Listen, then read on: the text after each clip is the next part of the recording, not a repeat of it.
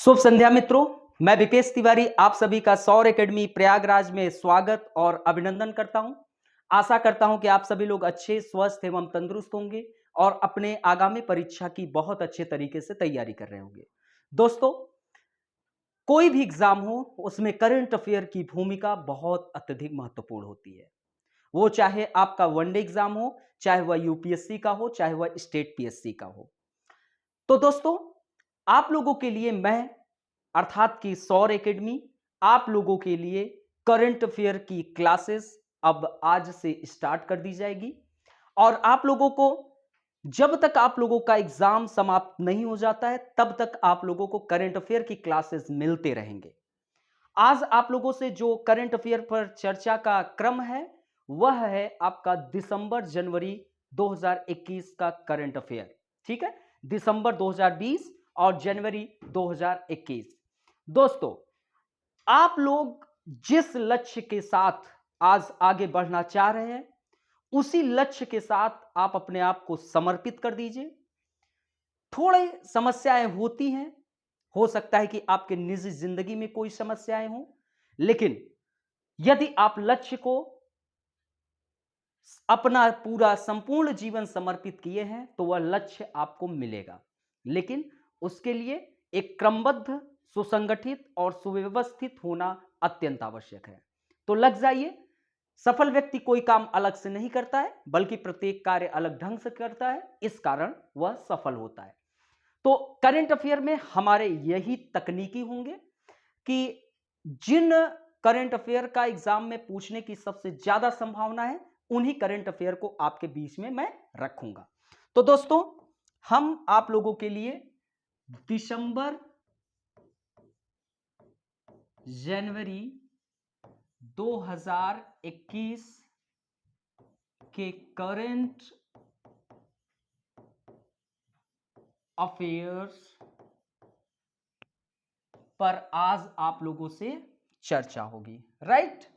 और इसमें मैं अभी आपको कुछ टॉपिक बता दे रहा हूं, बट वो टॉपिक चर्चा के क्रम में धीरे धीरे निकलते जाएंगे। अभी स्टार्टिंग में मैं इसलिए बता रहा हूं क्योंकि अभी पेजेस बदल देंगे तो वो पेजेस कट जाएंगे तो कोई मतलब नहीं रहा, लेकिन फिर भी कुछ टॉपिक आपको मैं बता दे रहा हूं। जनवरी माह में, दिसंबर माह और जनवरी, दो करंट अफेयर आपके रहेंगे। तो पहला आपका चर्चा रहेगा भारत का नया संसद भवन। फिर आपका चर्चा का क्रम रहेगा BTCA। फिर आपका चर्चा रहेगा भीमा कोरेगांव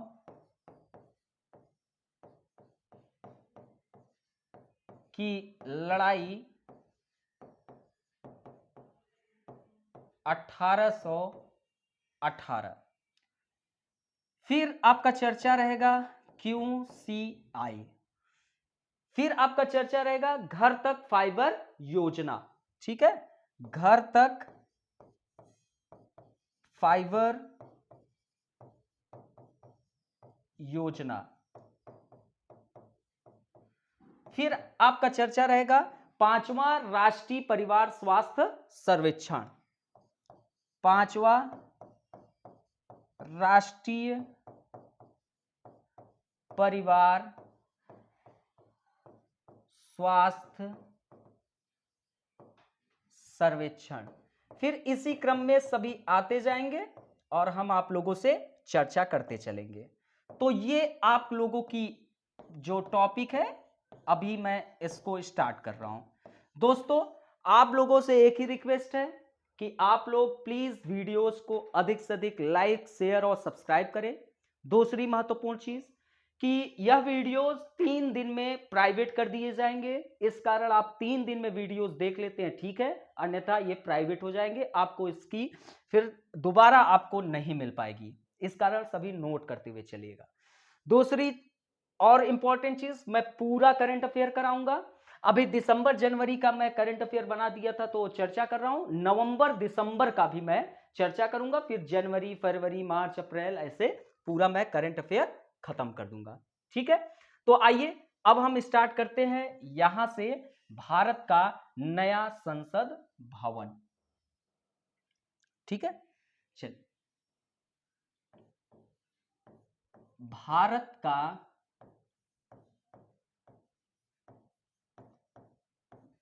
नया संसद भवन। ठीक है,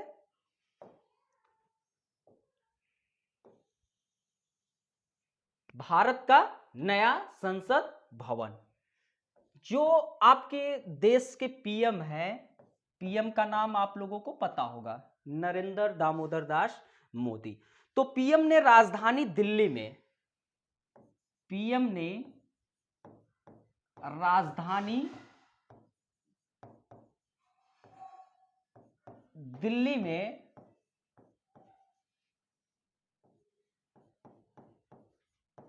नए संसद भवन के निर्माण की आधारशिला रखी। नए संसद भवन के निर्माण की क्या रखे, आधारशिला रखे। ठीक है, अब ये दोस्तों जो नया संसद भवन बनेगा, यह सेंट्रल विस्टा प्रोजेक्ट के तहत इसका निर्माण होगा। किसके तहत? सेंट्रल विस्टा प्रोजेक्ट, ये इंपॉर्टेंट है, सेंट्रल विस्टा प्रोजेक्ट के तहत। सेंट्रल, ये आपके लिए इंपॉर्टेंट है, ठीक है, नोट कर लीजिए, सेंट्रल विस्टा प्रोजेक्ट के तहत, सेंट्रल विस्टा प्रोजेक्ट के तहत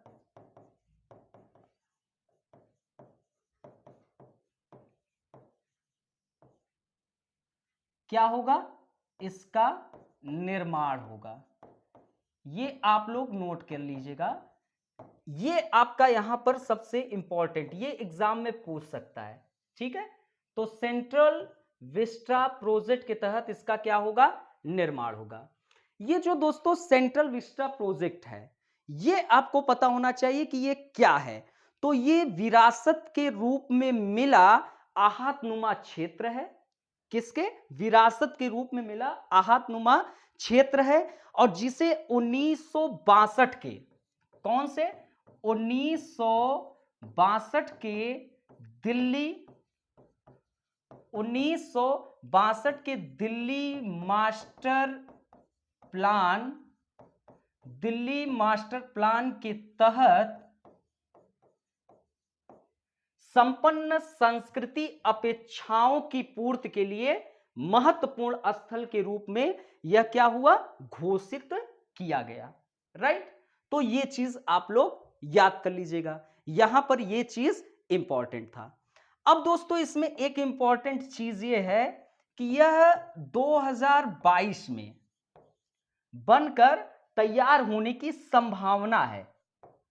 2022 में बनकर तैयार होने की संभावना है। ठीक है, क्या है?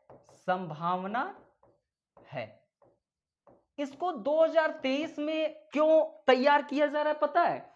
क्योंकि उस दिन हम लोग स्वतंत्रता के कैसरी वर्षगांठ, 75 वर्षगांठ जो है मनाएंगे। तो 75वां वर्षगांठ मनाने के लिए इसको हम 2022 में बनकर तैयार होने की संभावनाएं जता रहे हैं। लेकिन थोड़ा इसमें कई सुप्रीम कोर्ट में लंबित मामले हो गए हैं, जिसके कारण थोड़ा अभी संकट की स्थिति है कि क्या यह बन सकता है। लेकिन 2022 में बनकर तैयार होने की संभावनाएं जो दिख रही है। तो दोस्तों भारत का नया संसद भवन, पीएम अर्थात नरेंद्र मोदी ने राजधानी दिल्ली में नए संसद भवन के निर्माण की आधारशिला रखी। सेंट्रल विस्टा प्रोजेक्ट के तहत इसका क्या होगा, निर्माण होगा। सेंट्रल विस्टा प्रोजेक्ट में आपको क्या याद रखना है कि विरासत के रूप में मिला एक आहतनुमा क्षेत्र, जिसे 1962 के दिल्ली मास्टर प्लान के तहत संपन्न संस्कृति अपेक्षाओं की पूर्ति के लिए एक महत्वपूर्ण स्थल के रूप में घोषित किया गया। 2022 में बनकर तैयार होने की इसकी क्या है, संभावना दिखाई दे रही। अब कुछ हम लोग नए संसद भवन के बारे में जान लेते हैं। ठीक है, कुछ इंपॉर्टेंट फैक्ट नए संसद भवन के निर्माण के विषय में हम लोग जान लेते हैं। ठीक है, तो इसमें लोकसभा कक्ष में किसी को पता है कितनी सीटें होंगी? लोकसभा कक्ष में कुल कितनी सीटें होंगी, किसी को पता है? पता हो तो कमेंट करिए। तो कुल सीटें होंगी 888। ठीक है, याद कर लीजिए। राज्यसभा कक्ष में कुल कितने सीटें होंगी? राज्यसभा कक्ष में कुल कितने सीटें होंगी? अब याद कर लीजिए, राज्यसभा कक्ष में कुल आपके 384 सीटें अब होंगी। कितना? 384 सीटें। लोकसभा कक्ष में 888 और राज्यसभा कक्ष में 384 सीट। अब संयुक्त सत्र मान लीजिए आ गया, तो संयुक्त सत्र के समय कुल सीटें कितनी होंगी लोकसभा कक्ष में? तो लोकसभा कक्ष में संयुक्त सत्र के समय कक्ष में कुल सीटों की संख्या होगी 1224 सदस्य जो है वह आराम से समायोजित हो सकते हैं। ठीक है, 1224 सदस्य क्या हो सकते हैं? समायोजित हो सकते हैं। याद रखिए, लोकसभा कक्ष में कुल कितने सीटें होंगी? तो 888 सीटें। ठीक है, राज्यसभा कक्ष में 384। संयुक्त सत्र के समय लोकसभा कक्ष में 1224 सदस्य आसानी से बैठ सकेंगे। दोस्तों, एक इंपॉर्टेंट चीज इसमें यह देखने को मिला कि सेंट्रल हॉल नहीं होगा। सेंट्रल हॉल नहीं होगा।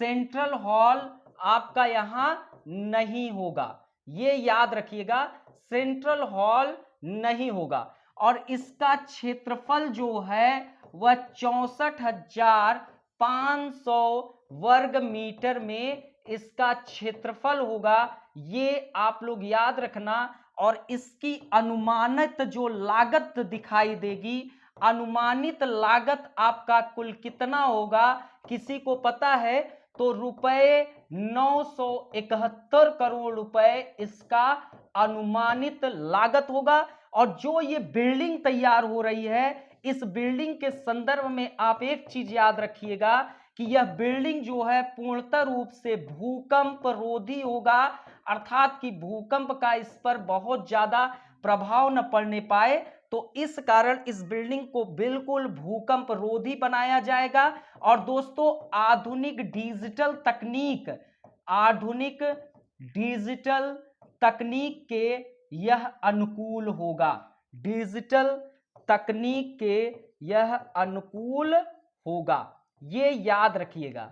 तकनीक के यह अनुकूल होगा। ठीक है, तो ये चीज आप याद रखिएगा।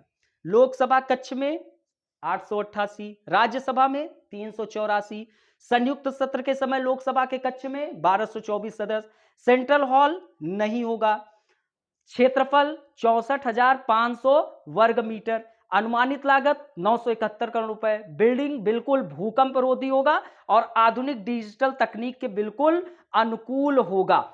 और दोस्तों, इसमें भारत के विभिन्न भाग से स्वदेशी वास्तुकला, ये याद रखिएगा, स्वदेशी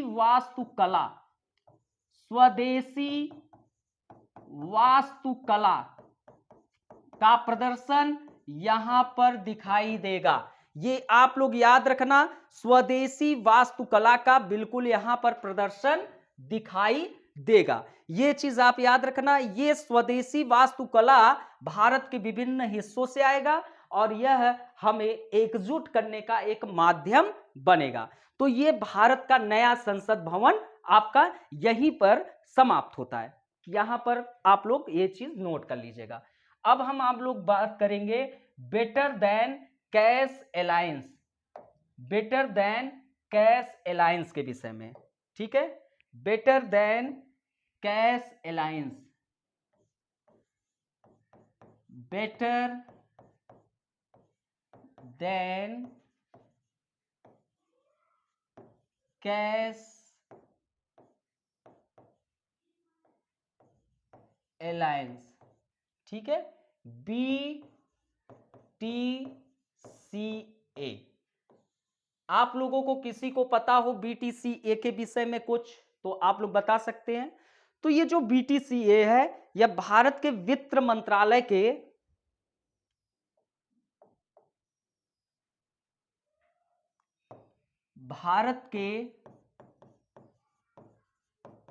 वित्त मंत्रालय के आर्थिक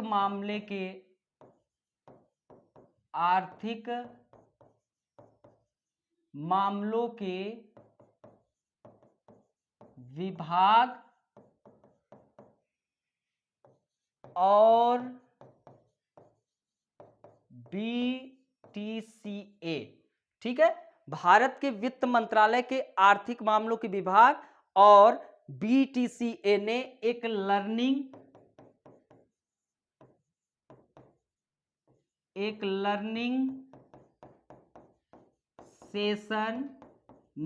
लर्निंग सेशन शिक्षण सत्र का आयोजन किया, ठीक है, ठीक है, ये आप लोग याद कर लीजिएगा। इस लर्निंग सेशन का नाम है, ये नोट कर लीजिए, ये एग्जाम में पूछ सकता है, लर्निंग सेशन का जो नाम है वह क्या है, ये हो सकता है पूछ ले। तो जिम्मेदार डिजिटल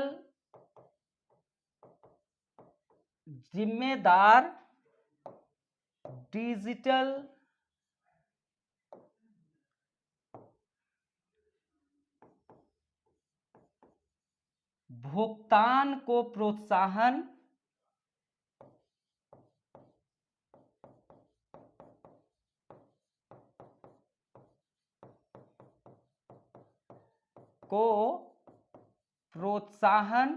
और दोस्तों डिजिटल भुगतान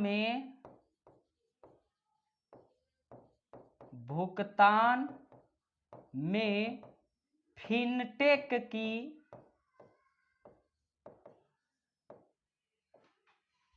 की भूमिका को व्यापक बनाना, ये चीज आप लोग याद रखना। भारत के वित्त मंत्रालय के आर्थिक मामलों के विभाग और BTCA ने क्या काम किया, एक लर्निंग सेशन का क्या किया, शिक्षण सत्र का आयोजन किया। इस लर्निंग सेशन का नाम बड़ा इंपॉर्टेंट है, इसका नाम है जिम्मेदार डिजिटल भुगतान को प्रोत्साहन, और फिर उसके बाद डिजिटल भुगतान में फिनटेक की भूमिका को क्या करना है, थोड़ा व्यापक बनाना है। अब आते हैं BTCA के बारे में कुछ जानते हैं, ठीक है,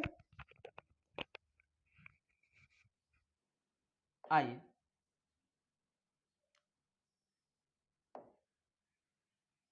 BTCA के बारे में कुछ जानते हैं।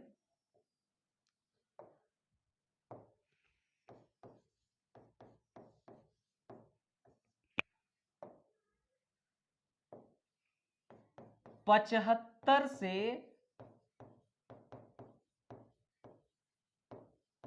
75 से अधिक देशों, कंपनियों और अंतरराष्ट्रीय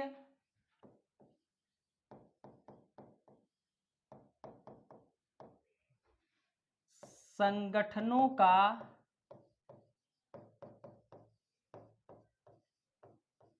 पार्टनरशिप, ठीक है, इसमें आपको क्या याद रखना है कि 75 से अधिक देशों, कंपनियों और अंतरराष्ट्रीय संगठनों का क्या है, पार्टनरशिप है। इसका कुछ मकसद है, ये मकसद आपको पता होना चाहिए, बिना मकसद का कोई चीज नहीं होता है। तो सतत विकास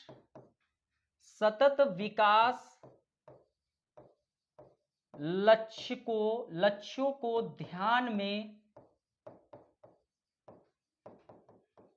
रखते नकद के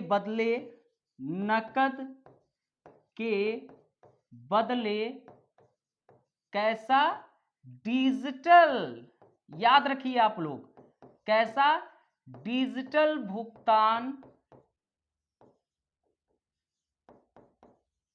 को बढ़ावा देना। तो दोस्तों ये चीज आप लोग याद रखना कि जो बीटीसीए है इसमें 75 से अधिक देशों, कंपनियों और अंतर्राष्ट्रीय संगठनों का एक पार्टनरशिप है। और ये जो बीटीसी है इसका क्या है, कुछ मकसद है, अर्थात कि बेटर देन कैश अलायंस का कुछ मकसद है। मकसद क्या, सतत विकास लक्ष्यों को हमको ध्यान में रखना है और नकद के बदले, जो आप लोग मार्केट में जाते हैं तो पैसे आप लोग नकद देते हैं तो सामान खरीदते हैं, तो उसके बदले डिजिटल भुगतान, पेटीएम निकाले, फोन पे निकाले और धड़ाक से आपने क्या काम किया, अपना काम समाप्त कर लिया, तो उसको हमको बढ़ावा देना है। इसको दोस्तों एक और इंपॉर्टेंट चीज आपको याद रखनी है, इसे कब लॉन्च किया गया, तो इसे सितंबर 2012 में क्या किया गया था, लॉन्च किया गया था। कब, सितंबर 2012 में। कब, सितंबर 2012 में इसको क्या किया गया था, लॉन्च किया गया था। ये आप लोगों को बिल्कुल याद रखना है, ठीक है। इसके संस्थापक अब हम लोग जान ले, संस्थापक कौन है, तो ये जान ले तो हम लोगों का काम काफी हद तक समाप्त हो जाएगा और हम लोग काफी कुछ चीजें जान लेंगे, ठीक है। तो इसके संस्थापक में अब हम लोगों को चलना है। तो द बिल, इसके संस्थापक कौन है, तो पहले स्थान पे the bill Melinda Gates foundation,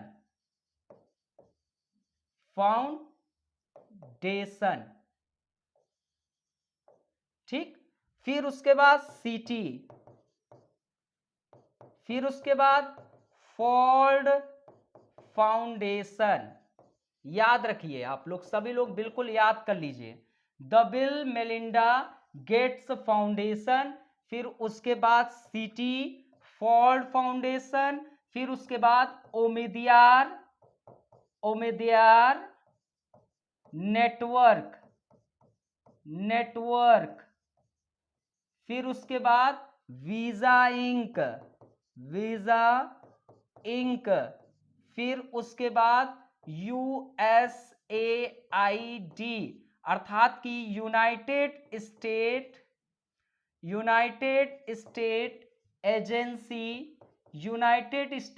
agency for international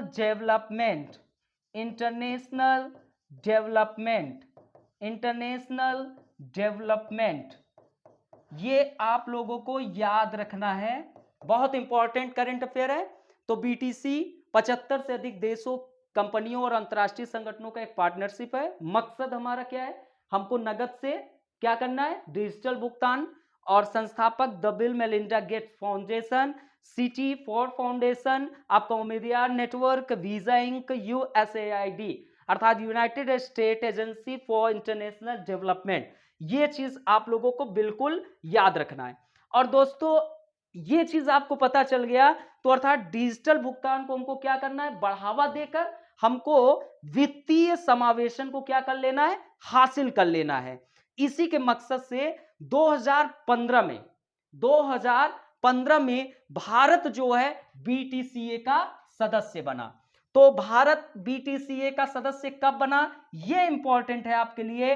तो भारत बीटीसीए का सदस्य 2015 में भारत बीटीसीए का सदस्य बना।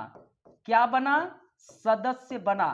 तो भारत और बीटीसीए में आपको क्या रखना है, तो 2015 में भारत बीटीसीए का सदस्य बना।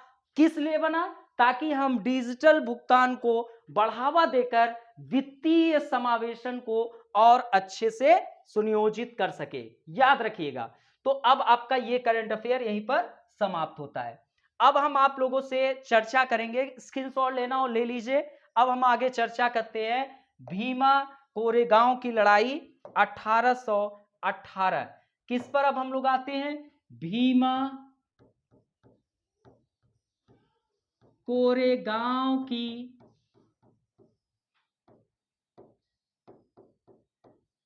लड़ाई 1818। ठीक है, तो 1 जनवरी जहां से आपका नववर्ष प्रारंभ होता है, तो 1 जनवरी 1818 ईस्वी को अंग्रेज एवं पेशवाओं के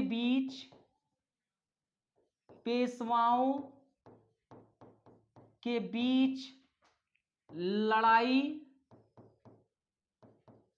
हुई।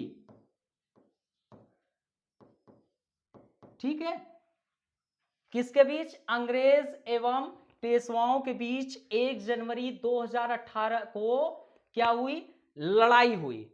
और इसका दोस्तों 203वां वर्षगांठ इस बार मनाया गया। कैसा, 203वां वर्षगांठ इसका मनाया गया। ये आपको याद रखना है, भीमा कोरेगांव के संबंध में 203वां वर्षगांठ मनाया गया। ठीक है,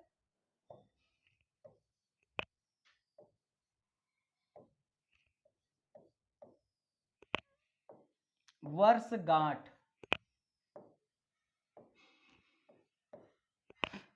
सॉरी 1 मिनट। ठीक है, कैसा वर्षगांठ मनाया गया, 203वां वर्षगांठ मनाया गया। और इस वर्षगांठ में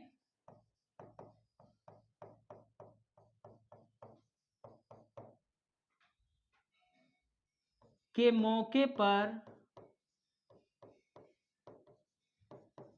पुणे कहां पर है, महाराष्ट्र के परने गांव, याद रखिए कौन सा गांव, परने गांव में बने शौर्य स्तंभ पर लड़ाई में शामिल हुए महार सैनिकों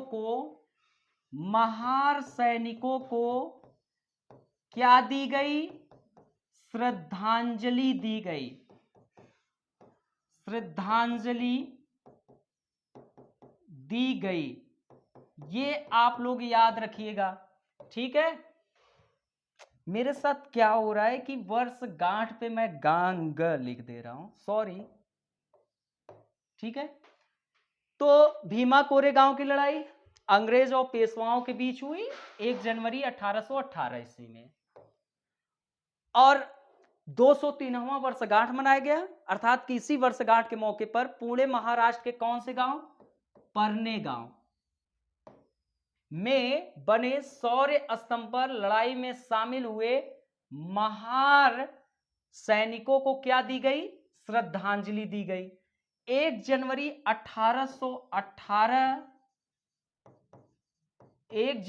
1818 को पुणे में लगभग 30 किलोमीटर की दूरी पर कोरेगांव में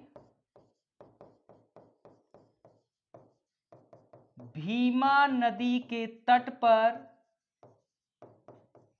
भीमा नदी के तट पर ब्रिटिश और पेशवाओं की सेना के मध्य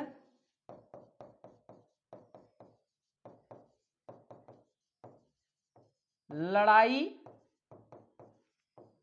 लड़ी गई। ठीक है, तो ये चीज आप लोग याद रखिएगा। देखिए, कोई भी युद्ध में आपका सबसे इंपॉर्टेंट क्या होता है? नदी अगर आ जाता है तो वो इंपॉर्टेंट हो जाता है।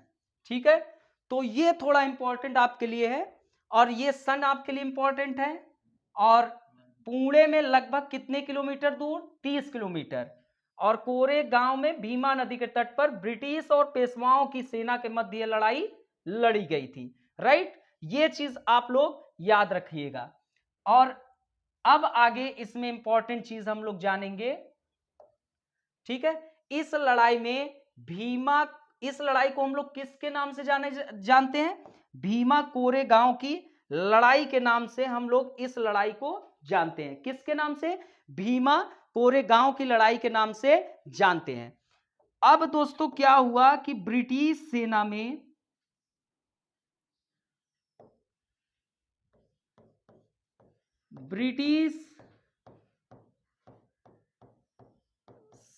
में महार, ठीक है, ये वहां के लोकल लोग हैं, तो ब्रिटिश सेना में ज्यादातर कौन से सैनिक शामिल हुए थे?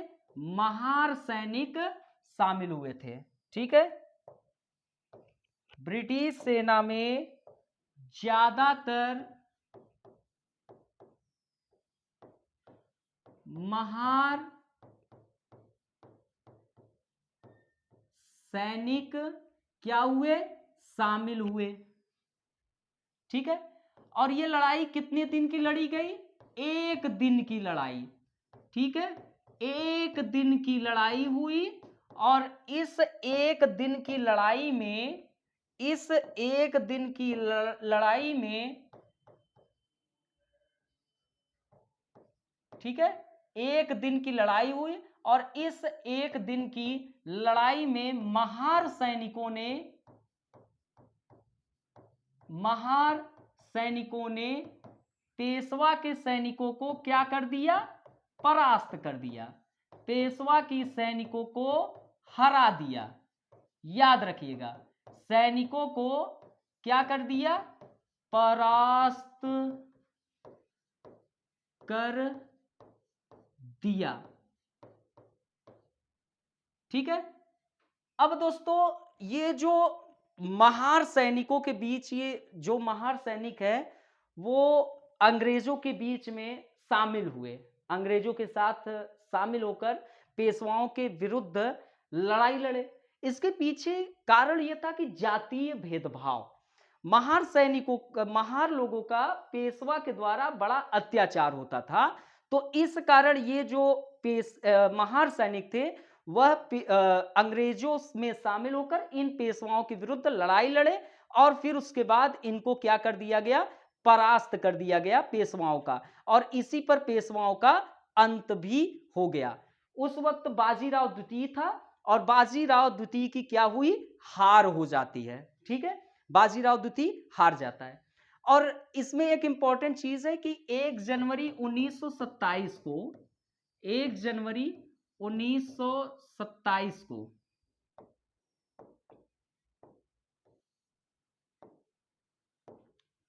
1 जनवरी 1927 को अंबेडकर जो थे Bhima Koregaon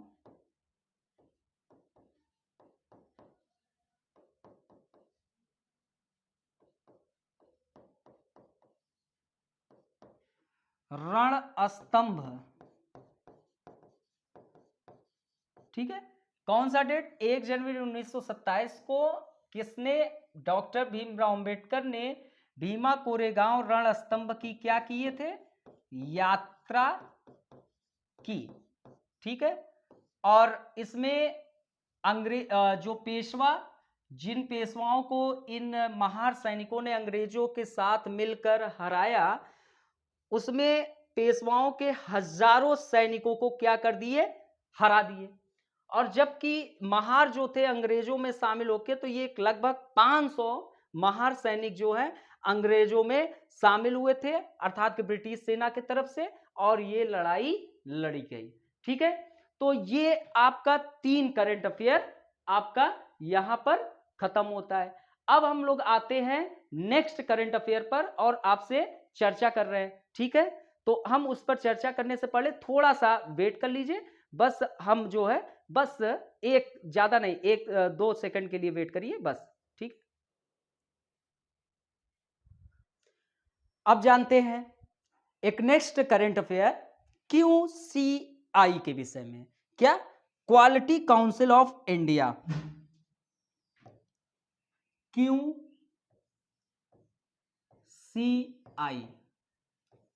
quality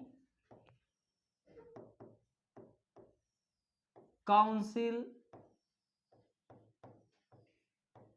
of India. ठीक है, 1 मिनट, थोड़ा वहां चल नहीं रहा है।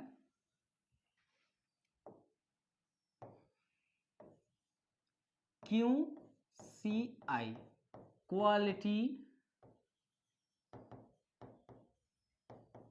Council of India. इसके संदर्भ में हमें फर्स्ट चीज जानना है कि इसकी स्थापना कब हुई। किसी को पता है इसकी स्थापना कब हुई? तो 1997 में इसकी क्या हुई, स्थापना हुई। इसे दोस्तों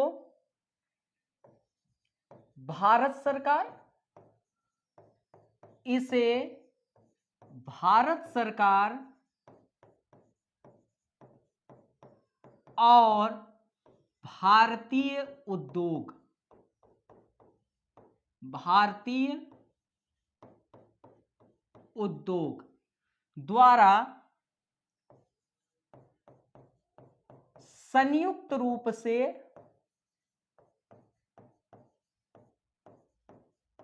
क्या किया गया, स्थापित किया गया। यह चीज आपको इंपॉर्टेंट याद रखनी है। अब दोस्तों इसमें इंपॉर्टेंट चीज ये याद रखना है कि भारतीय उद्योगों का, भारतीय उद्योगों का प्रतिनिधित्व, प्रतिनिधित्व 3 प्रमुख उद्योग संगठन द्वारा हो रहा है। इसमें आपका सबसे पहला जो संगठन है वह है आपका कौन? एसोचैम, एसोचैम क्या है? CHAM, associate chambers of commerce and industry of India. ठीक है, क्या? Associate chambers of commerce and industry of India, ASSOCHAM पहला प्रतिनिधित्वकर्ता। दूसरा प्रतिनिधित्वकर्ता का नाम क्या है?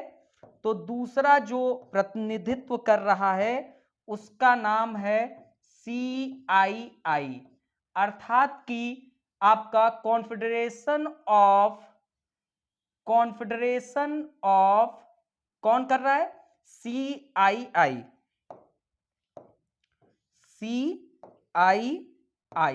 अर्थात कि कॉन्फेडरेशन ऑफ इंडियन इंडस्ट्री।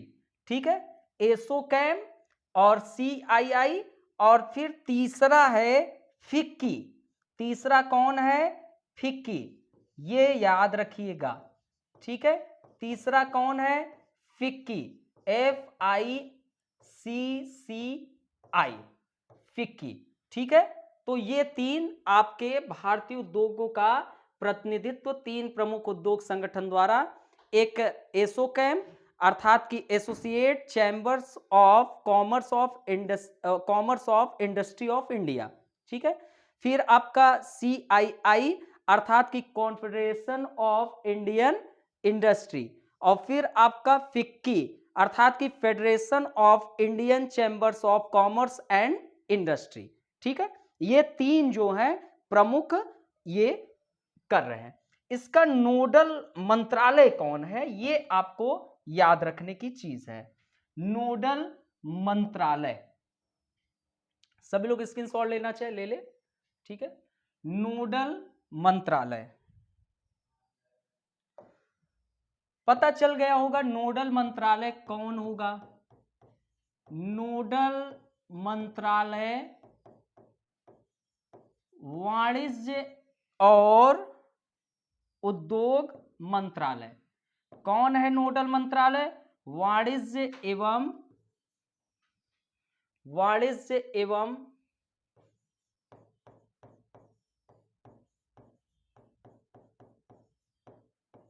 उद्योग मंत्रालय, इसका क्या है? नोडल मंत्रालय है। ये आप लोग याद रखिएगा। इसका कुछ मकसद है, मकसद के विषय में भी हमको जानना अत्यंत आवश्यक है कि आखिरकार आपका कुछ न कुछ तो मकसद होगा, तभी तो आप कर रहे हैं। तो नेशनल क्वालिटी कैंपेन के, नेशनल क्वालिटी कैंपेन के जरिए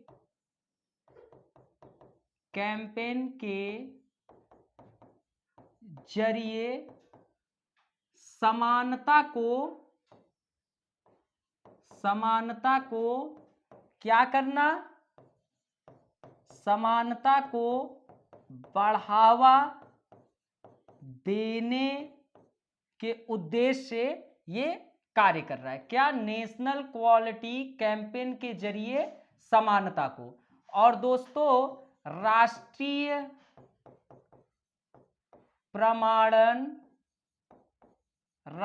प्रमाणन संरचना की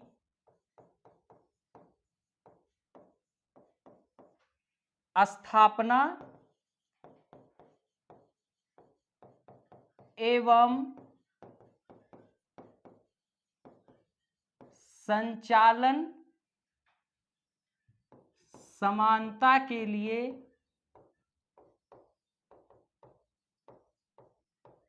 एक क्या निर्माण करना? इकोसिस्टम का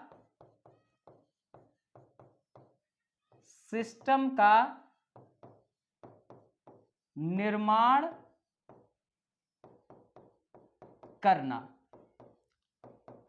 ठीक है। तो जो आपका QCI है, क्वालिटी काउंसिल ऑफ इंडिया, इसका नोडल मंत्रालय कौन हो गया? तो वाणिज्य एवं उद्योग मंत्रालय इसका नोडल मंत्रालय हो गया। आप किस मकसद से? तो नेशनल क्वालिटी कैंपेन करेंगे और उसके द्वारा समानता को बढ़ावा देंगे, और राष्ट्रीय प्रमाणन संरचना की स्थापना एवं संचालन करेंगे, और समानता के लिए एक इकोसिस्टम का आप क्या काम करेंगे? निर्माण करेंगे। अब हम लोग इसके संगठनात्मक संरचना के विषय में जानते हैं कि संगठनात्मक संरचना क्या है। संगठनात्मक संरचना, किसका संगठनात्मक संरचना? तो QCI, quality council of India के संगठनात्मक संरचना। तो दोस्तों, इसमें शासन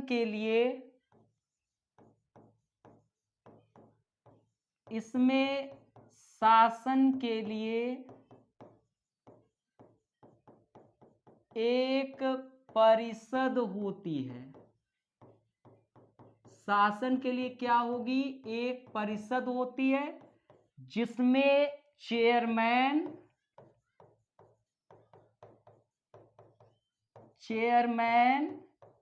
एवं सेक्रेटरी जनरल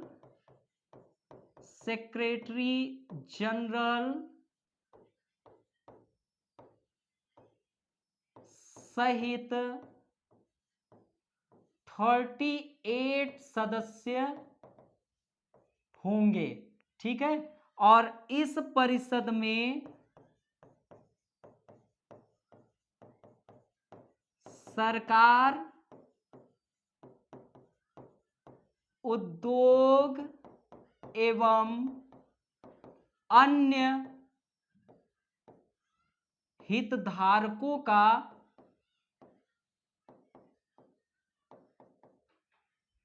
समान प्रतिनिधित्व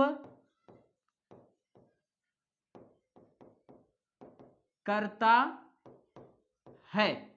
ये चीज आपको क्या रखना है? याद रखना है। ठीक है, 1 मिनट, ये आपको चीज याद रखना है। ठीक है, तो संगठनात्मक संरचना क्यूसीआई में शासन के लिए एक परिषद होती है जिसमें चेयरमैन एवं सेक्रेटरी जनरल सहित कितने? 38 सदस्य।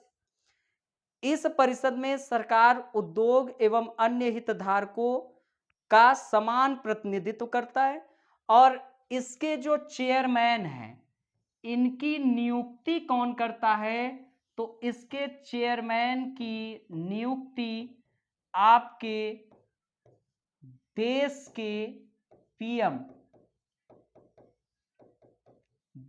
के पीएम जो है वह इसको नामित करते हैं। ठीक है, किसको? चेयरमैन को। तो ये चीज आपको क्यूसीआई के संगठनात्मक संरचना में याद करना है। इसके लिए एक परिषद होगी, इसमें चेयरमैन एवं सेक्रेटरी जनरल सहित 38 मेंबर्स, ये आपको याद रखना है। इस चेयरमैन को नामित कौन करेगा? तो देश के पीएम करेंगे, और इस परिषद में सरकार क्या काम करेगा? उद्योग एवं अन्य हितधारकों का समान प्रतिनिधित्व करेगा, असमानताएं व्याप्त नहीं होंगी। ये चीज आपको याद रखना है। ठीक है, अब हम आते हैं अपने स्कूल बैग नीति 2020 को लेकर। स्कूल बैग नीति 2020, स्कूल बैग नीति 2020 के बारे में। दोस्तों, जब हम छोटे थे, जब स्कूल जाने के लिए हम क्या हुए? तैयार हुए, स्कूल तो जाना शुरू किए। जैसे जैसे क्लासेस बढ़ती गई वैसे वैसे बैग का बोझ बढ़ता चला गया।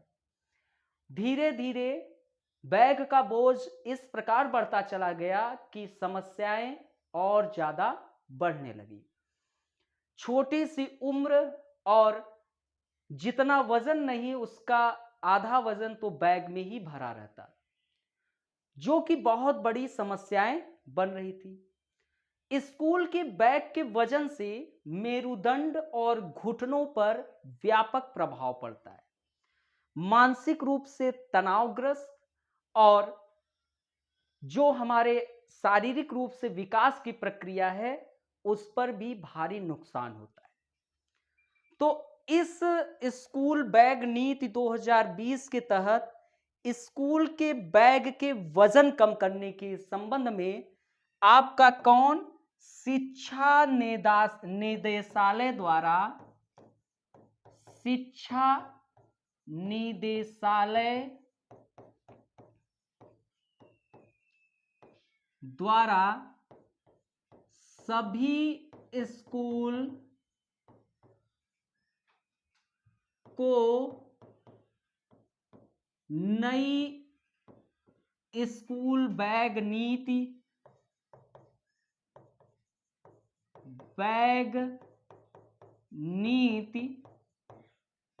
2020 का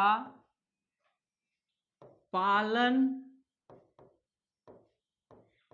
करने के लिए एक परिपत्र जारी किया गया। अब ये एक परिपत्र जारी हो गया।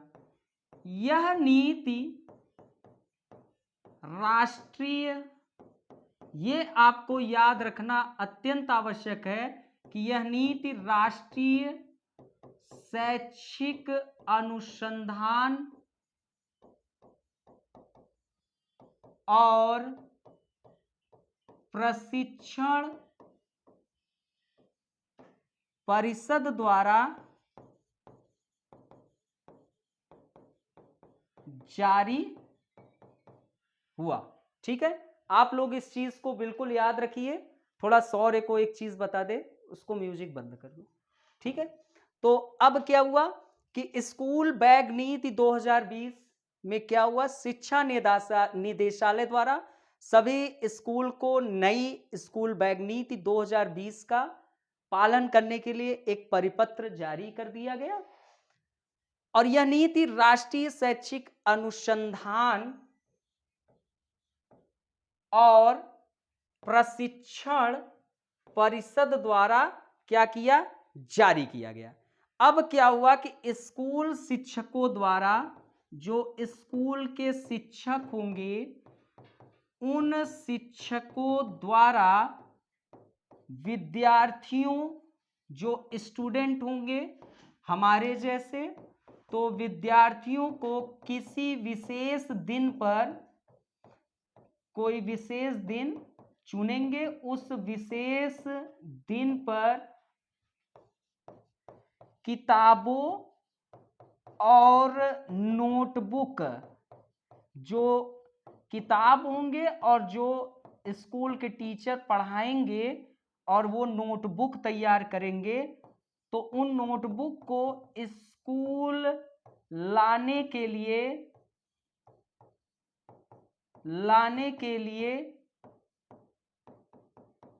पहले से ही सूचित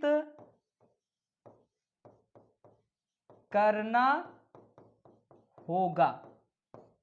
ठीक है, तो भैया पहले से सूचना दे दीजिए ताकि वह बेकायदे बढ़िया से तैयार हो के आए, ताकि कम स्कूल बैग का वजन रहेगा तो उसके लिए आसानी रहेगी और आराम पूर्वक वह आएगा, किसी भी प्रकार के तनाव में नहीं रहेगा वह बच्चा।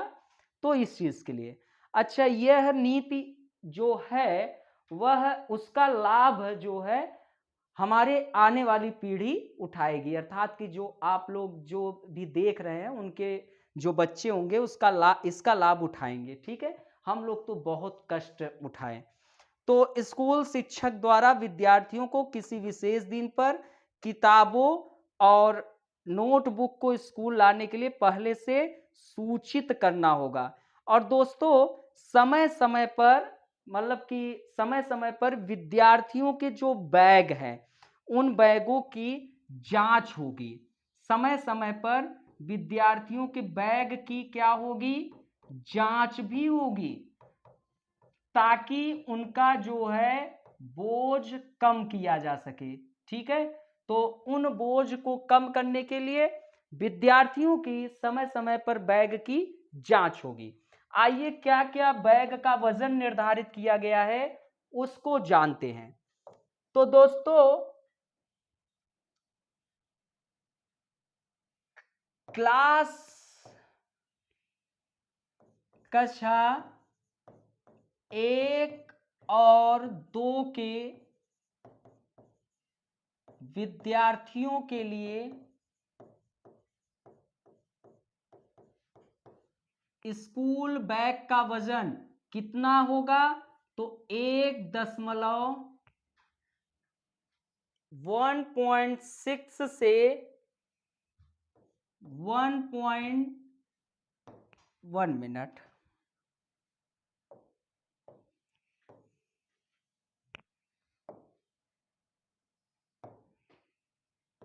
कक्षा 1 से कक्षा 2 के विद्यार्थियों के लिए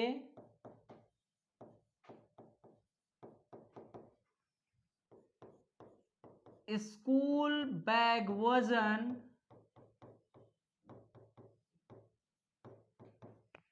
कितना होगा? तो 1.6 से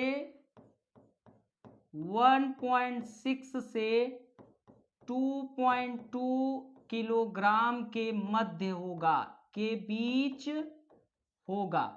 ठीक है, 1.6 से 2.2 किलोग्राम के बीच किसका? क्लास 1 और क्लास 2 के विद्यार्थियों के लिए निर्धारित किया गया है।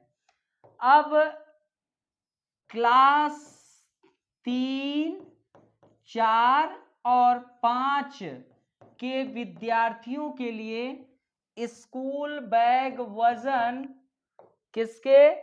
क्लास 3, 4, 5 के विद्यार्थियों के लिए स्कूल बैग वजन 1.7 से आपके 1.7 से 2.5 किलोग्राम के बीच होगा। ठीक है, 1.7 से 2.5 किलोग्राम के बीच होगा। अब क्लास 6 से 7, क्लास 6 एवं 7 के विद्यार्थियों के लिए जो स्कूल बैग वजन है उसको कितना निर्धारित किया गया है? तो 2 से 3 किलोग्राम के बीच होगा। याद रखिए, एग्जाम में आ सकता है।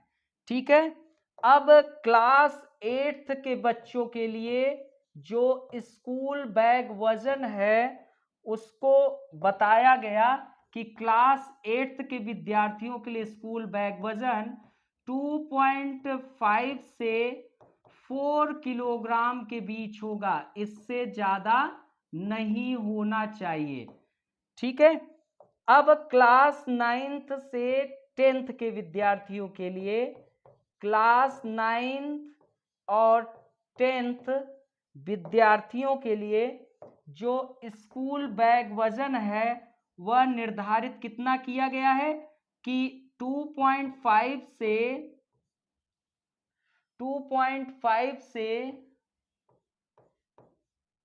1 मिनट 4.5 किलोग्राम के बीच होगा। क्लास 11th से 12th क्लास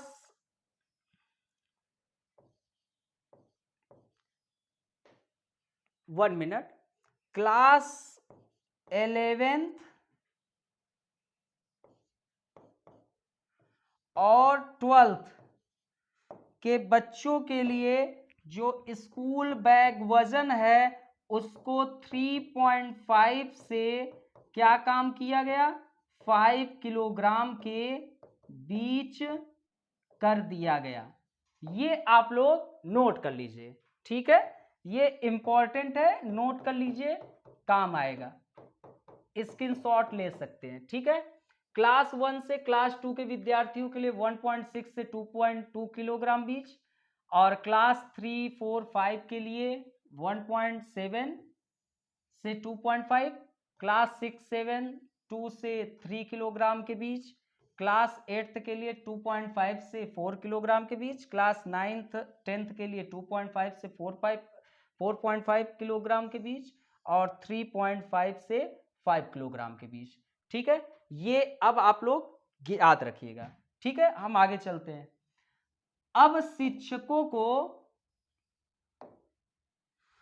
अब दोस्तों शिक्षकों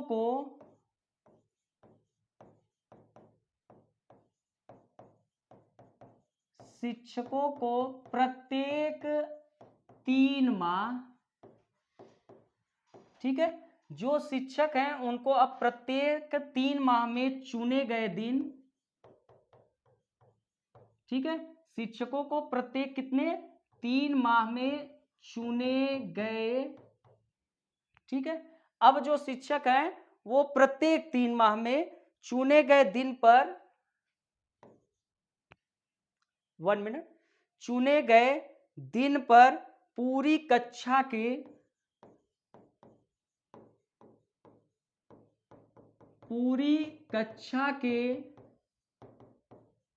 विद्यार्थियों,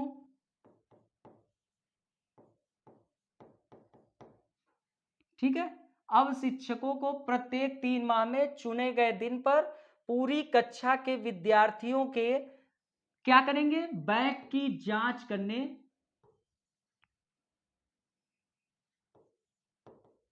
बैग की जांच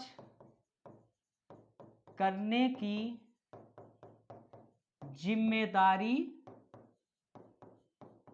बन गई है, कि आप प्रत्येक 3 माह में जांच करिए। इसके साथ साथ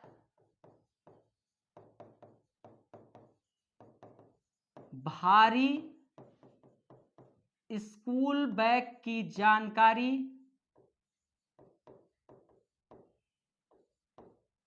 बैग की जानकारी जो विद्यार्थी हैं, विद्यार्थी के अभिभावकों को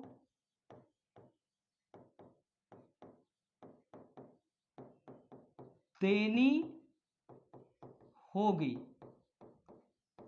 ठीक है। ये आप लोग याद रखिएगा, ठीक है। तो अब कितने, प्रत्येक 3 माह में कोई दिन चुन लिया जाएगा और कक्षा के विद्यार्थियों के बैग की बहुत अच्छे तरीके से क्या होगी, जांच होगी।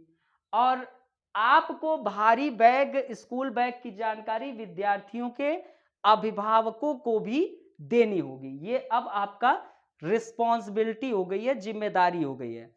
दोस्तों इस देखिए, भारी बैग का विद्यार्थियों के स्वास्थ्य और कल्याण पर एक गंभीर खतरा था, है ना। इससे वो बहुत ज्यादा अपने आप को अलग थलग महसूस करते थे कि इतने बड़े बैग को मैं स्कूल लेके जाऊं और फिर उसके बाद जब लौटते हुए एकदम थके हुए, पूरे एकदम जैसे क्या होता था कि जैसे पूरी की पूरी एकदम तितिर बितिर हो गया हो, वो पढ़ने नहीं गया हो, अर्थात कि बहुत बड़ा परिश्रम का कार्य करके आ रहा हो। और प्लस जब वो चलेगा तो मेरुदंड पर भी उसका क्या पड़ेगा, बहुत गहरा प्रभाव पड़ेगा। और प्लस वो ज्यादा बोझ अपने घुटनों पे देगा ना, तो घुटनों पर भी इसका क्या होगा, नुकसान होगा। तो ये चीज अब सही की गई है, बहुत जरूरी था। और दूसरी चीज यहां पर विद्यालय के मैनेजमेंट की अब जिम्मेदारी है कि बच्चों को गुणवत्तापूर्ण पानी आप उपलब्ध कराएं, गंदे पानी नहीं। इसलिए ताकि स्कूल जब जाए बच्चे, उस स्कूल जब बच्चा जाए तो उसको बैग में एक्स्ट्रा पानी ले जाना ना पड़े, क्योंकि कहीं ना कहीं पानी भी तो वजन बढ़ा देता है उसके स्कूल बैग का। तो जब विद्यालय के मैनेजमेंट जो है वह गुणवत्तापूर्ण पानी उपलब्ध कराएंगे तो इससे बहुत उसके स्कूल बैग का वजन कम होगा। तो ये स्कूल प्रबंधन का नेतृत्व है कि वह ये चीज सही करे। और दोस्तों अब शिक्षा निदेशालय के अंतर्गत आने वाले जो भी सभी आपके प्राथमिक स्कूल हो या माध्यमिक स्कूल हो या आपके उच्च प्राथमिक स्कूल, ठीक है, शिक्षा निदेशालय के अंतर्गत, शिक्षा निदेशालय के अंतर्गत आने वाले सभी प्राथमिक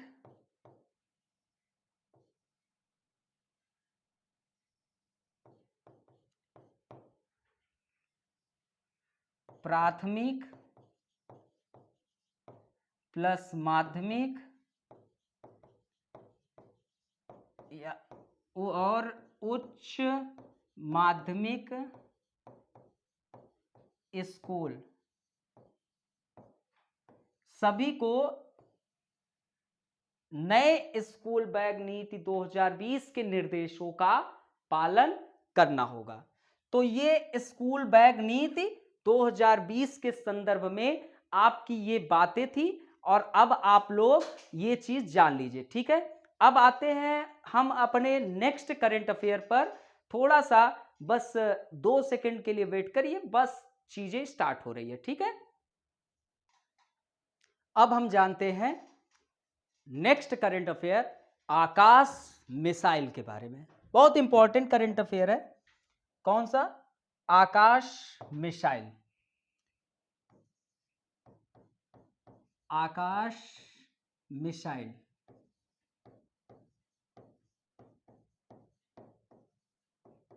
राइट। अब हम लोग जानेंगे आकाश मिसाइल के बारे में। तो दोस्तों, रक्षा निर्यात को बढ़ावा देने के लिए, रक्षा निर्यात को बढ़ावा देने के प्रयासों के तहत केंद्रीय मंत्रिमंडल ने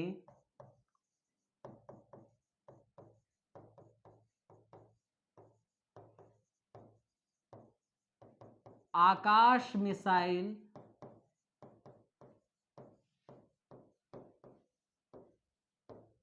के निर्यात के लिए क्या की? मंजूरी दी। यह मिसाइल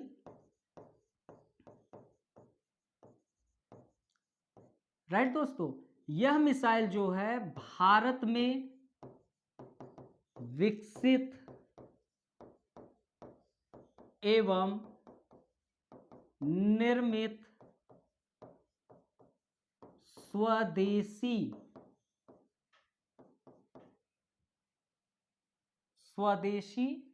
मिसाइल है, ठीक है। 1 मिनट थोड़ा प्रॉब्लम हो गई, फिर से सही कर दिया जाता है। 1 मिनट, थोड़ा कभी कभी टेक्निकल प्रॉब्लम आ जाते हैं, तो उस चीज़ों को सही किया जा सकता है। चलिए, तो हम लोग क्या जान रहे थे? आकाश मिसाइल के बारे में। आकाश मिसाइल के बारे में तो क्या हम लोग जाने? तो जाने ये कि रक्षा निर्यात को बढ़ावा देने के उद्देश्य से या देने के प्रयासों के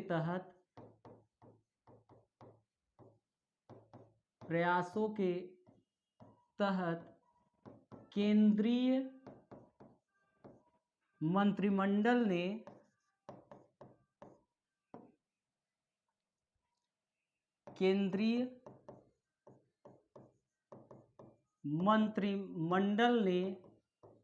आकाश मिसाइल के निर्यात के लिए क्या दी? मंजूरी दे दी। यह जो मिसाइल है, यह भारत में विकसित एवं निर्मित स्वदेशी मिसाइल है। क्या है? स्वदेशी मिसाइल है। वियतनाम ने, सभी लोग नाम सुने होंगे, वियतनाम का। तो वियतनाम ने आकाश मिसाइल प्रणाली, वियतनाम ने आकाश मिसाइल प्रणाली और ध्रुव एडवांस्ड लाइट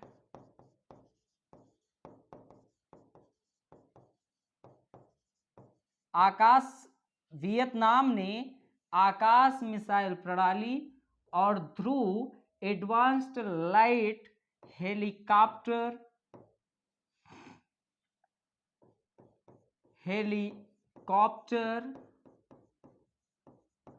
की खरीद में रुचि जताई। ठीक है, तो रक्षा निर्यात को हमको क्या करना था, बढ़ावा देना था। तो उसके प्रयासों के तहत केंद्रीय मंत्रिमंडल ने क्या काम किया, आकाश मिसाइल के निर्यात के लिए मंजूरी दे दी। अच्छा, निर्यात होगा तो इससे देश का भी विकास होगा। तो पहली चीज तो ये जान लीजिए कि आकाश मिसाइल क्या है, भारत में ही विकसित हुई है और निर्मित एक स्वदेशी मिसाइल है। आपको गर्व करना चाहिए आकाश मिसाइल पर। वियतनाम ने आकाश मिसाइल प्रणाली और ध्रुव एडवांस्ड लाइट हेलीकॉप्टर की खरीद में अपनी रुचि भी जताई। अब आते हैं, जानते हैं कि आकाश मिसाइल के बारे में। तो आपके आकाश मिसाइल के बारे में हम लोग अच्छी तरीके से जानते हैं। थोड़ा सा आप लोग वेट करिए। आकाश मिसाइल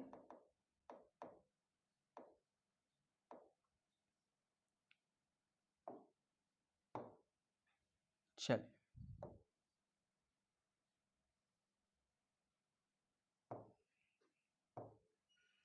आकाश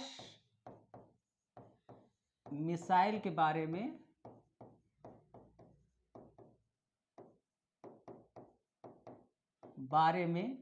हम लोग जानते हैं कुछ इंपॉर्टेंट तथ्य जो एग्जाम में आने की संभावनाएं प्रबल होती है। तो दोस्तों, कम दूरी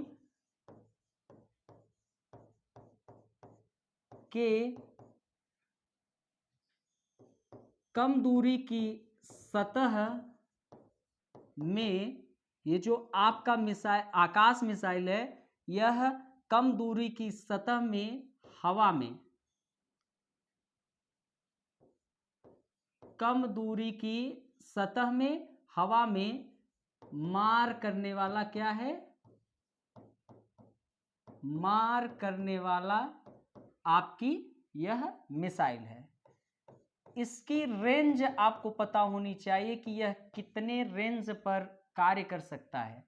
तो आकाश मिसाइल क्या है कि कम दूरी की सतह में यह क्या काम करता है, हवा में मार करने वाला मिसाइल है। इसकी रेंज 25 किलोमीटर है, अर्थात कि इसका जो एरिया है, रेंज, वह कितना है, 25। और सभी मौसमों में, सभी मौसम की बात कर ली गई तो कोई भी मौसम हो, सभी मौसमों में एक साथ कई लक्ष्यों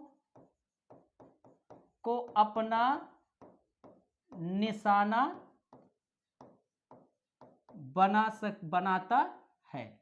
अब जैसे मौसम है, सभी लोग, बेरोजगारी का आलम है, चाहते हैं सभी लोग रोजगार प्राप्त करें। तो मौसम कोई भी हो, तैयारी कर रहे हैं यूपीएससी का, लेकिन एक ही साथ है सब सद है, सब साथ है सद जाए। तो एक यूपीएससी के एग्जाम की तैयारी के तहत हम अन्य एग्जाम को भी दे रहे हैं। तो वही आकाश मिसाइल है कि सभी मौसमों में एक साथ कई लक्ष्यों को अपना यह क्या बना लेता है, निशाना। कम दूरी की सतह में हवा में मार करने वाला यह मिसाइल है। रेंज 25 किलोमीटर है। इसका परिचालन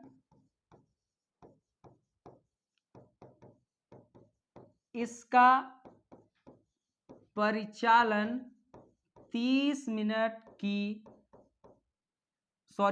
मीटर की कम ऊंचाई से लेकर, ठीक है, 30 मीटर भी नहीं, यहां पर 30 किलोमीटर लिखिए, ठीक है, 30 किलोमीटर की कम ऊंचाई से लेकर 20 किलोमीटर, थोड़ा इसमें डाउट आ रहा है, 30 मीटर ही आप लिखिए, 30 मीटर, ठीक है, 30 मीटर ही होगा। आई होप जितना मुझे याद आ रहा है, थोड़ा एक बार चेक कर लीजिएगा, तो इस पे आप लोग एक बार चेक कर लीजिएगा, जहां तक है 30 मीटर ही है, ठीक है।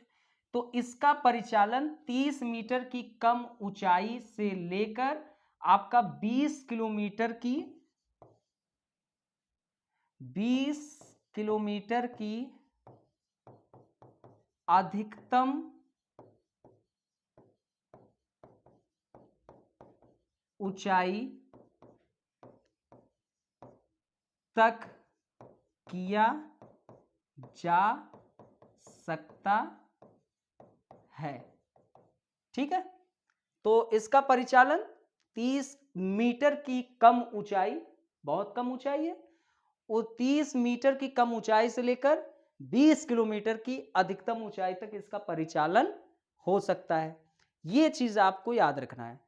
इस मिसाइल को 2014 में किसमें शामिल किया गया? वायुसेना में शामिल किया गया, ठीक है। तो आकाश जो मिसाइल है, इस मिसाइल को 2014 में वायुसेना में शामिल किया गया, और 2015 में इसको किसमें शामिल किया गया? फिर भारतीय सेना में शामिल कर दिया गया, ठीक है। तो 2014 में ये वायुसेना में शामिल हो गया, और 2015 में भारतीय सेना में यह शामिल हो गया, ठीक है। फिर आगे जानते हैं इंपॉर्टेंट तथ्य के विषय में। तो इस मिसाइल को, एक मिनट,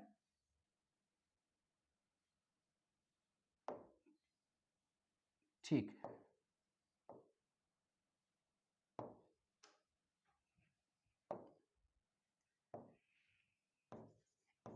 इस मिसाइल को, इस मिसाइल का मतलब आकाश मिसाइल के बारे में बात कर रहे हैं, ये याद रखना। तो इस मिसाइल को भारत डायनामिक्स, ठीक है, डायनामिक्स, इस मिसाइल को भारत डायनामिक्स लिमिटेड द्वारा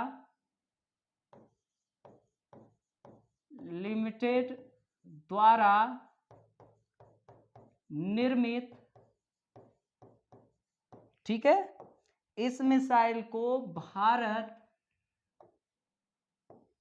डायनामिक्स, ठीक है, भारत डायनामिक्स लिमिटेड द्वारा निर्मित और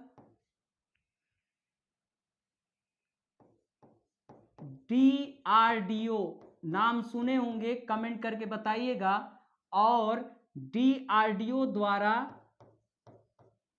डिजाइन और विकसित किया गया, डिजाइन और विकसित किया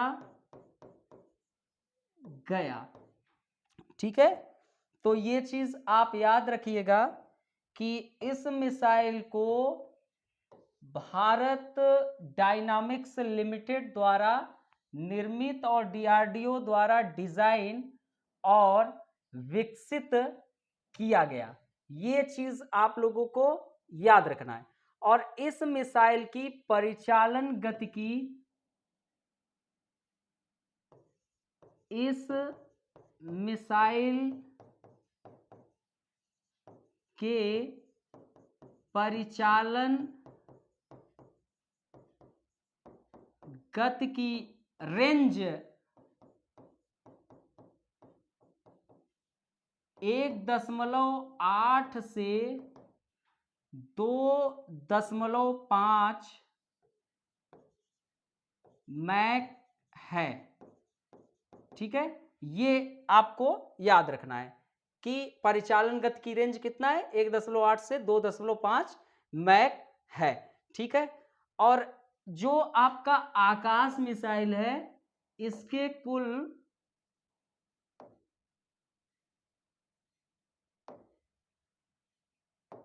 7 घटक हैं। एग्जाम में पूछ सकता है। तो आकाश मिसाइल के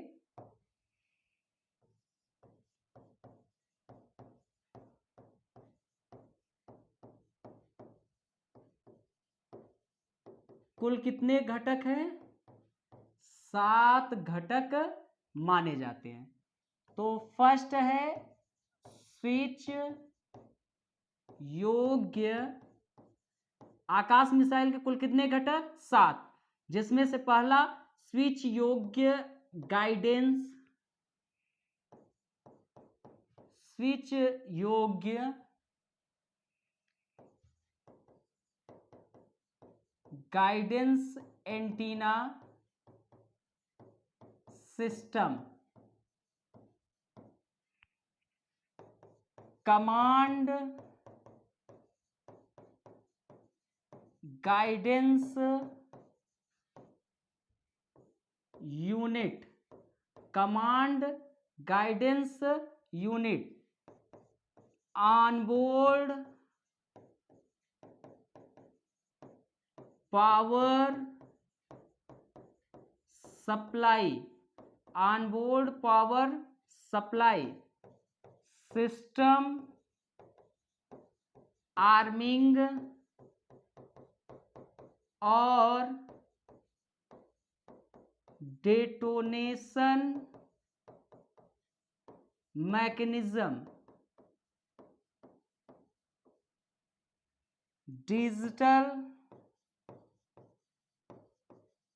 digital autopilot, Rajendra radar. तो आकाश मिसाइल के कुल 7 घटक हैं, जिसमें से आपके स्विच योग्य guidance antenna system, command guidance unit, onboard power supply, ठीक है, सिस्टम आर्मिंग और detonation mechanism, digital autopilot, Rajendra radar. तो आकाश मिसाइल के बारे में जितने इंपॉर्टेंट करंट अफेयर है समाप्त हो गए। अब हम लोग ये आप लोग स्क्रीनशॉट ले लेना चाहते हैं ले लीजिए, बाकी नेक्स्ट करंट अफेयर पर चर्चा करते हैं। तो नेक्स्ट है सीमा क्षेत्र विकास कार्यक्रम। सीमा क्षेत्र विकास कार्यक्रम, सीमा क्षेत्र विकास कार्यक्रम, ठीक है। बॉर्डर एरिया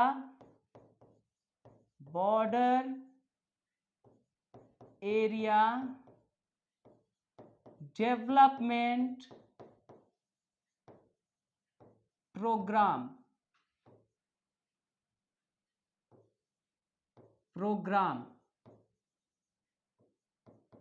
इसको BADP भी कहा जाता है।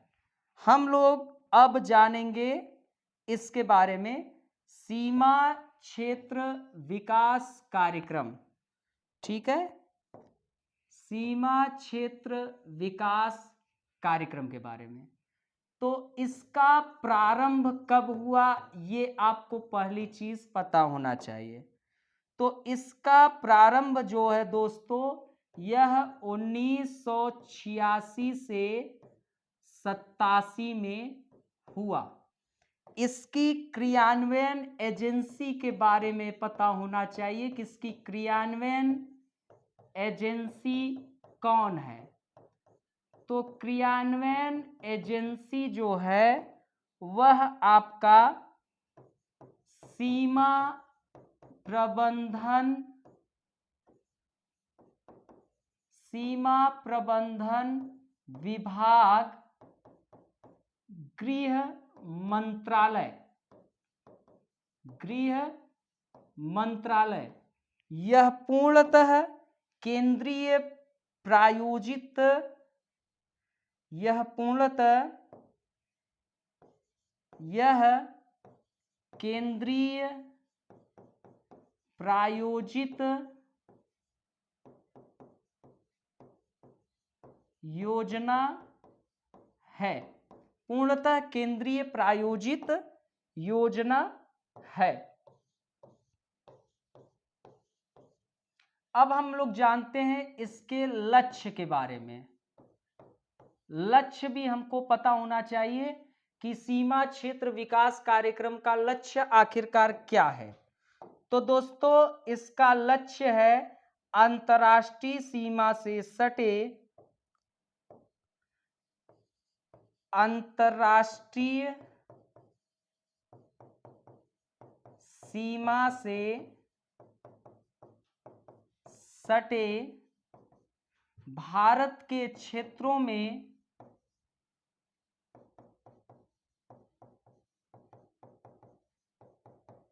इंफ्रास्ट्रक्चर का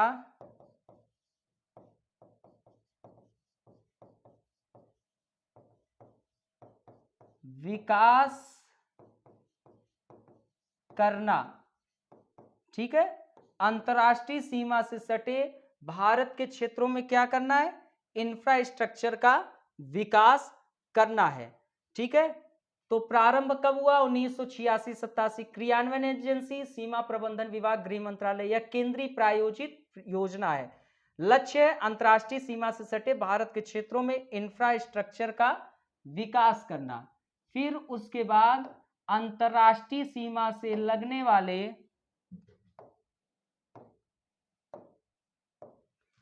अंतर्राष्ट्रीय सीमा से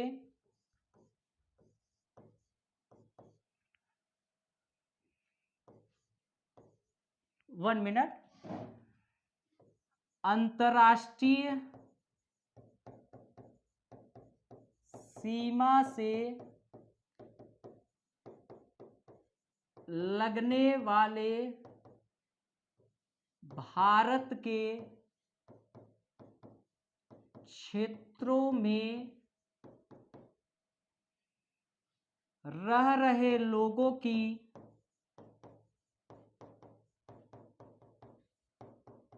आवश्यक जो जरूरतें हैं, आवश्यक जरूरतों को पूरा करना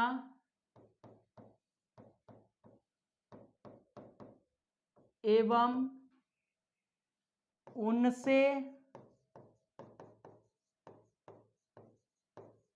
सुरक्षित होने की भावना को बढ़ावा देना। भारत के सीमाओं में सीमाओं के प्रबंधन की अहम भूमिका निभाना। तो इसका लक्ष्य क्या है, तो लक्ष्य में हम लोगों ने जाना कि अंतर्राष्ट्रीय सीमा से सटे भारत के क्षेत्रों में क्या करना है, इंफ्रास्ट्रक्चर का विकास करना है। फिर अंतर्राष्ट्रीय सीमा से लगने वाले भारत के क्षेत्रों में रह रहे लोगों की आवश्यक जरूरत जो है उसको पूरा करे एवं उनमें सुरक्षित होने की भावना का क्या करे, बढ़ावा दे कि वह भले आप सीमा से सटे हुए हैं, वहां पर निवास कर रहे हैं, हम आपके आवश्यक जरूरतों की भी पूर्ति करेंगे और साथ में हम आपको सुरक्षित होने की भावना को भी बढ़ावा देंगे। और इसका लक्ष्य है कि भारत के सीमाओं के प्रबंधन की अहम भूमिका भी निभाना है। इसके कुछ विशेषताएं हैं, वो जानना भी अत्यंत आवश्यक है। तो विशेषताएं हम जान लेते हैं। तो प्रारंभ में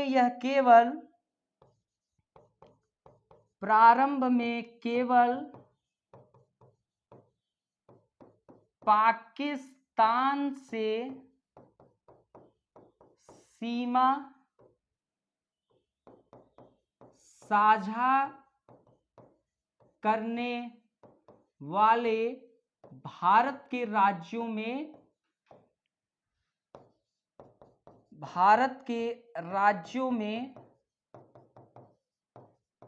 शुरू किया गया था। बाद में इसे बढ़ाकर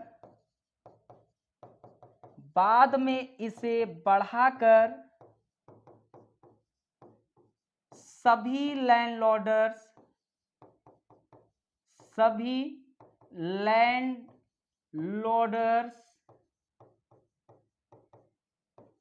तक कर दिया गया। ठीक है, प्रारंभ में यह केवल पाकिस्तान से सीमा साझा करने वाले भारत के राज्यों में शुरू किया गया था, जो पाकिस्तान से सीमा साझा करते थे भारत राज्य, उनके लिए। लेकिन इसको बाद में बढ़ाकर सभी लैंडलॉर्ड्स के लिए कर दिया गया। अब दोस्तों वर्तमान में यह वर्तमान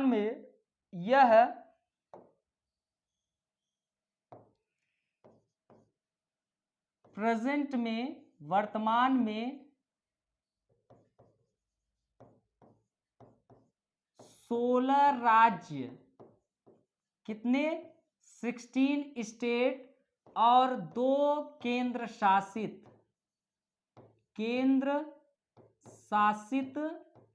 प्रदेश में लागू है, ये याद रखना। और ये 2 केंद्र शासित जो प्रदेश हैं वह आपके जम्मू एंड कश्मीर तथा लद्दाख। ठीक है, लद्दाख, इसमें यह लागू है। ठीक है, ये याद रखना। और ये जो BADP है, BADP के अंतर्गत केंद्र सरकार द्वारा राज्यों को दिया जाने वाला फंड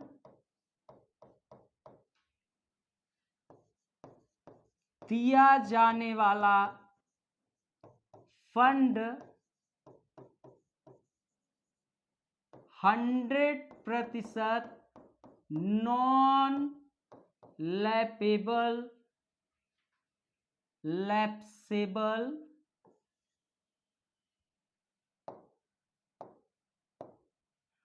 नॉन लैप्सेबल है।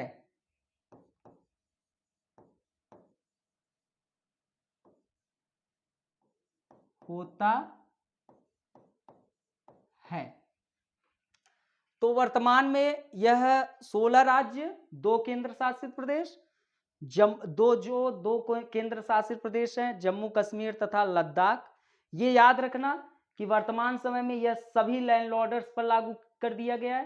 पहले क्या था कि पाकिस्तान से साझा करने वाले जो सीमा राज्य थे, भारत के राज्य, वो उस पर लागू था।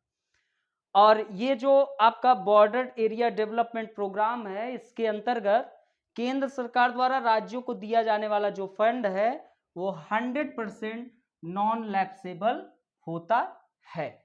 अब हम लोग नेक्स्ट करंट अफेयर जानते हैं जो कि बहुत इंपॉर्टेंट है उसके बारे में। तो आत्मनिर्भर भारत रोजगार योजना,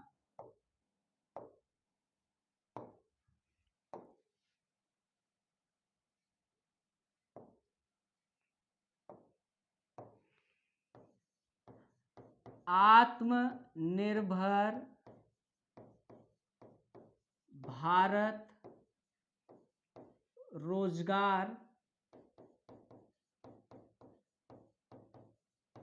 योजना।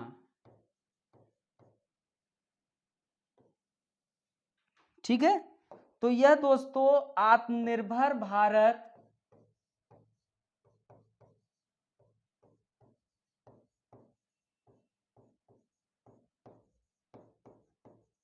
3.0 के तहत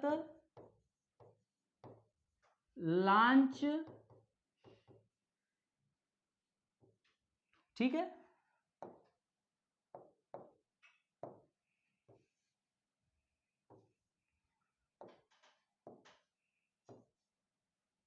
भारत 3.0 के तहत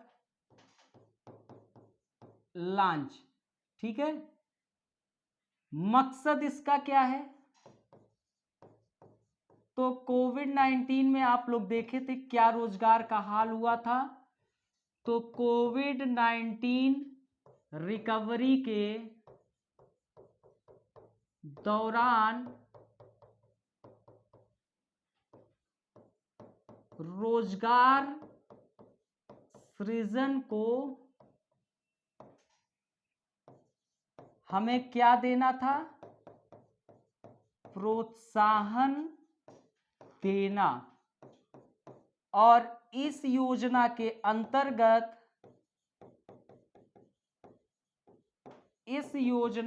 अंतर्गत केवल वही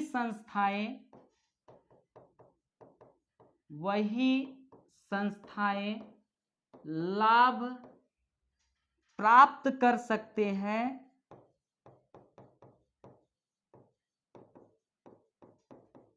जो ईपीएफओ के अंतर्गत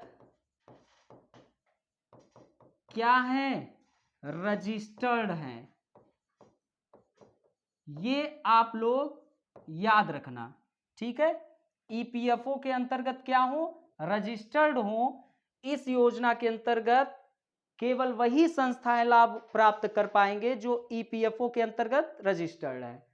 और इसका मकसद था कि कोविड-19 रिकवरी के दौरान रोजगार सृजन को हमें क्या करना था? प्रोत्साहन देना था। अब योजना के तहत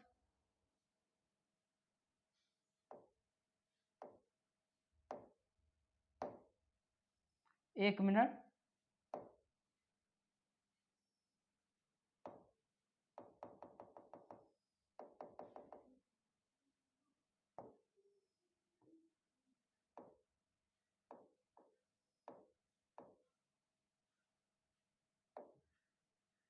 तो योजना के तहत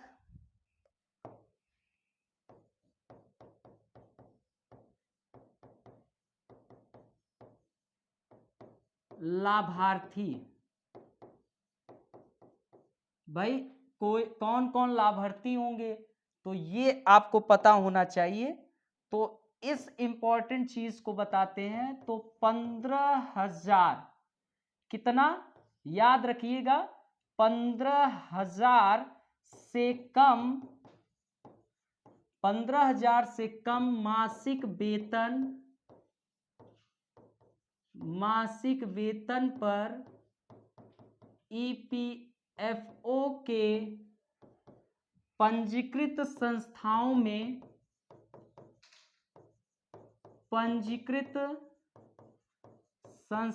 में रोजगार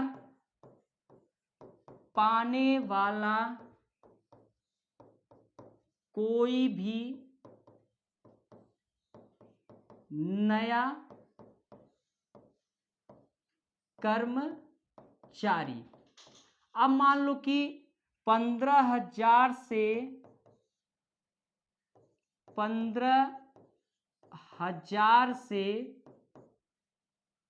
कम मासिक वेतन पाने वाला,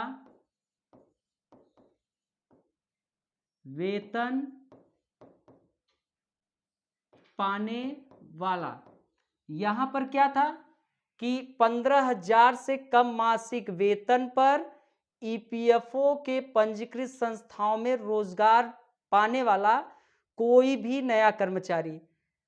अब यहां पे 15,000 से कम मासिक वेतन पाने वाला ईपीएफओ सदस्य जिन्होंने ईपीएफओ सदस्य जिन्होंने 1 मार्च 2020 से 30 सितंबर 2020 तक कोविड महामारी के दौरान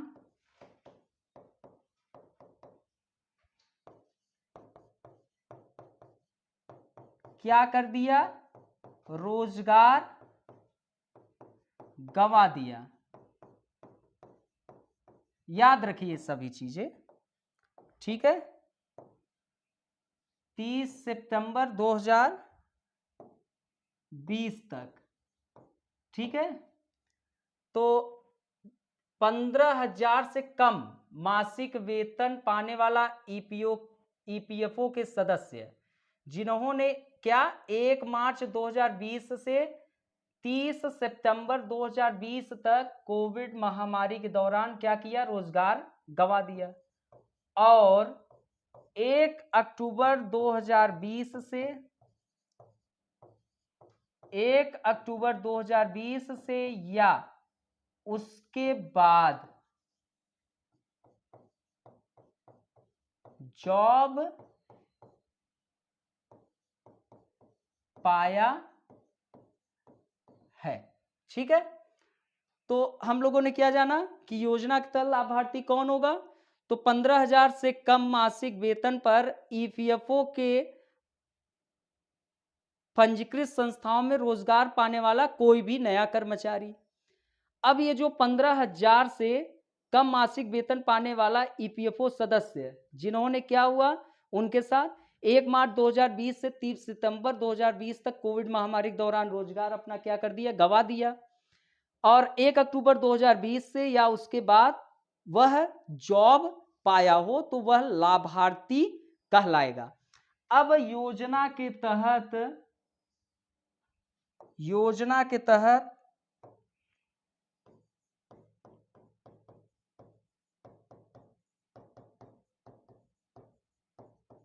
सरकार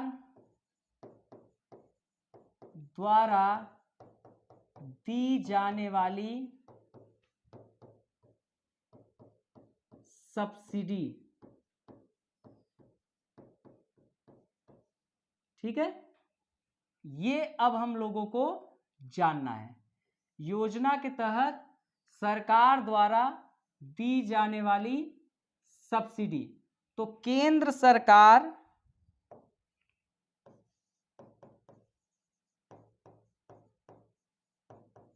1 अक्टूबर 2020 या उसके बाद लगे नए पात्र कर्मचारियों के संबंध में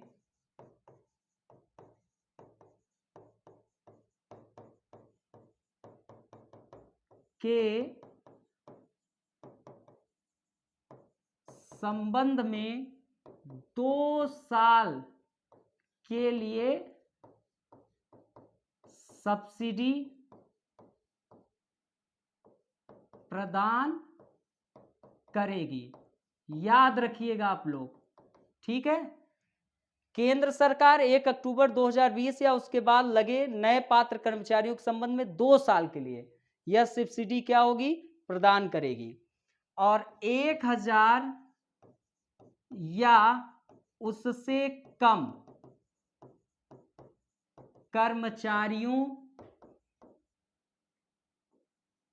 1,000 या उससे कम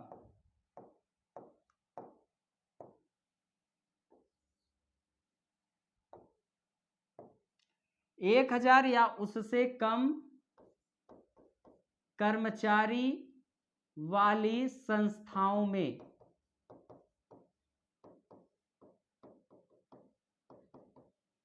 कर्मचारी के हिस्से का कितना? 12%। कर्मचारी के हिस्से का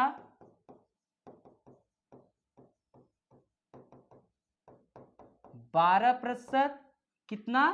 12%, तथा नियोक्ता नियोक्ता का भी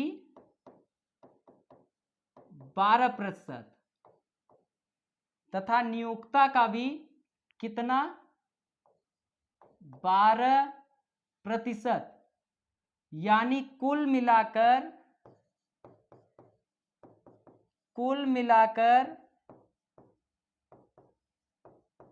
24% केंद्र सरकार योगदान देगी। ये याद रखिएगा, जहां पर 1000 या उससे कम कर्मचारी वाली संस्था है उसमें कर्मचारियों के हिस्से का 12% तथा नियोक्ताओं का भी 12%, कुल मिलाकर 24% कौन योगदान देगा? केंद्र सरकार योगदान देगा। और जहां पर 1000 से ज्यादा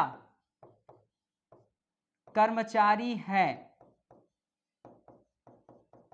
वहां जो सेंट्रल गवर्नमेंट है, केंद्र सरकार कर्मचारियों के हिस्से का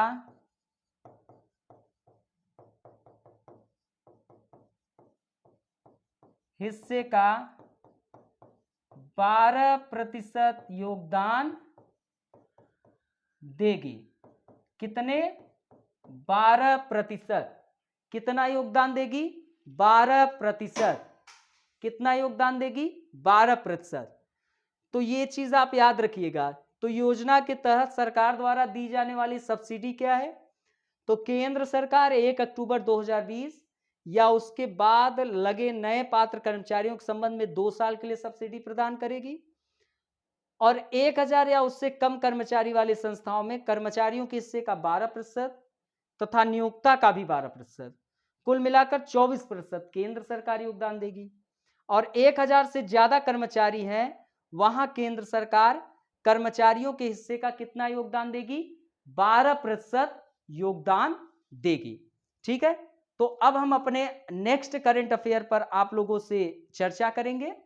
और ये जान लीजिए कि आप लोगों का ये दिसंबर और जनवरी का करंट अफेयर मैं आप लोगों को 2-3 वीडियोस में समाप्त कर दूंगा। ये अभी दिसंबर जनवरी की चर्चा चल रही है। इसके पहले इसके बाद मैं एक और लेक्चर लूंगा नवंबर दिसंबर का, वो भी इंपॉर्टेंट है, बहुत इंपॉर्टेंट है ना।